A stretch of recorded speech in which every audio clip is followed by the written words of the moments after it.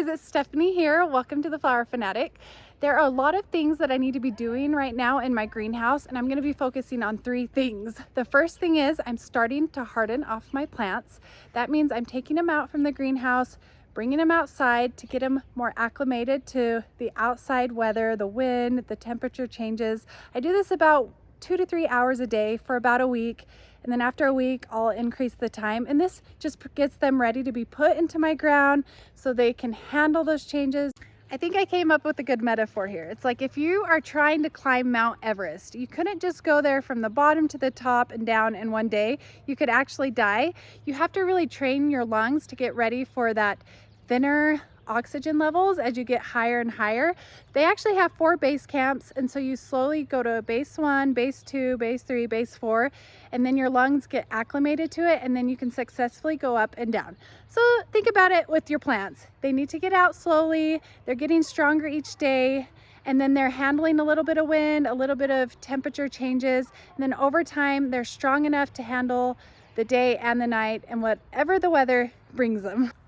Right here I have them out on a little outdoor table. I brought them out. You can see that they're experiencing a little bit of that wind chill, some fluctuations in weather, which happen a lot here in my climate. It was hailing one second and sunny the next. But I want to move on to the next thing I wanted to talk about. So I really want to make my seedlings go a little bit further. So as you can see in these little cell trays, they have 2 in 1, and sometimes they recommend cutting that one down and leaving only 1 in the cell tray. But I have a technique that's pretty cool that I'm going to show you right here.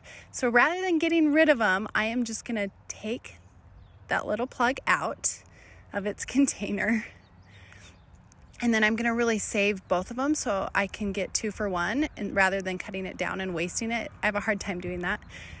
And then I'm just gonna stick it in this water, and then it loosens it really nicely, gently loosens it so I don't have to pull them out too much. I'm very soft, and then it comes apart really nicely, as you can see. And now I have 2 plants, and all I've got to do is go ahead and put it into my dampened soil. So right here, I just want to make sure I get it nice and moist, and I don't want to make it overly soggy before I start putting them into the new containers. Just mix it, loosen up some of those tough, if they're kind of mounded together. So here they are, and I'm just going to use my finger, put a deep hole in it so I can gently snug those roots all the way down. I'm being really soft, and then I'll gently cover it with the soil. The best bet is to make sure you get those leaves and that stem all the way to the bottom. But this has been really effective. I've had such good luck with it, and they just transplant amazing like this, and I get so many more plants. It's awesome.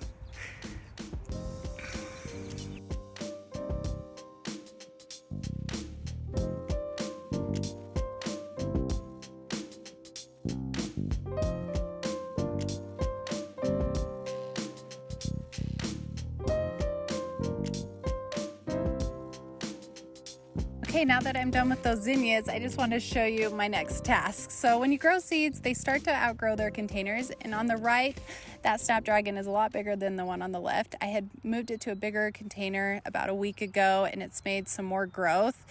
If you don't, they start to get root bound. I'm going to show you what that looks like. I was struggling a little bit to get it out of this container.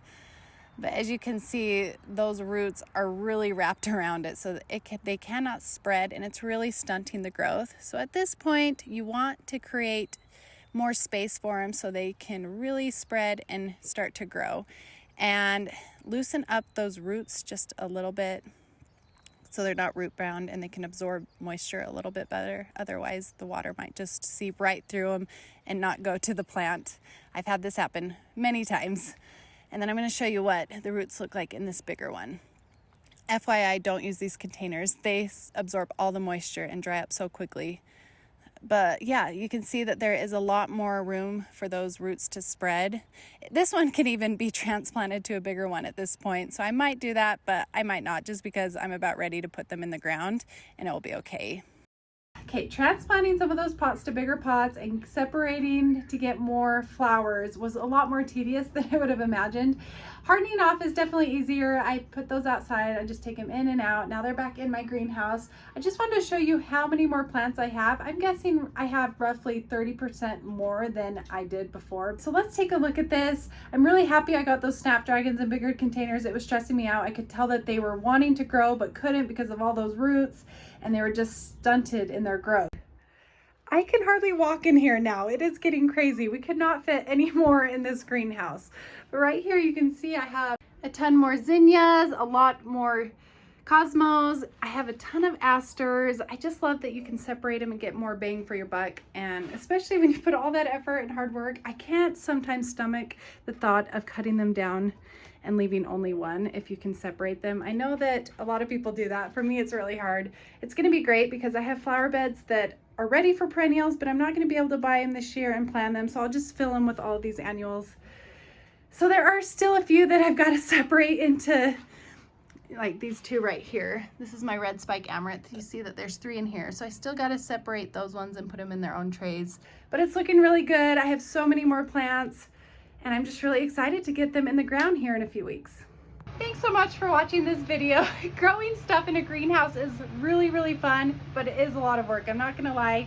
It's really rewarding and all worth it. I cannot wait until I have all of these blooms in about 3 months in my cutting garden, and then it's just gonna be fun at that point. I'll be able to cut them, I'll be able to give them to people and really enjoy them inside. I hope you guys like this video. I am gonna be busy over the next 2 weeks getting my cutting garden ready, getting these flowers hardened off and in the ground. So anyways, give me a comment down below if you have any questions. Hit the subscribe button if you'd like to see future videos. I will have them coming because this is a never-ending love and passion that I have. So enjoy your day gardening. Get out there. If you haven't had a greenhouse yet, consider planning for one in the fall. You will not regret it. It's super fun, and I will talk to you later. Bye.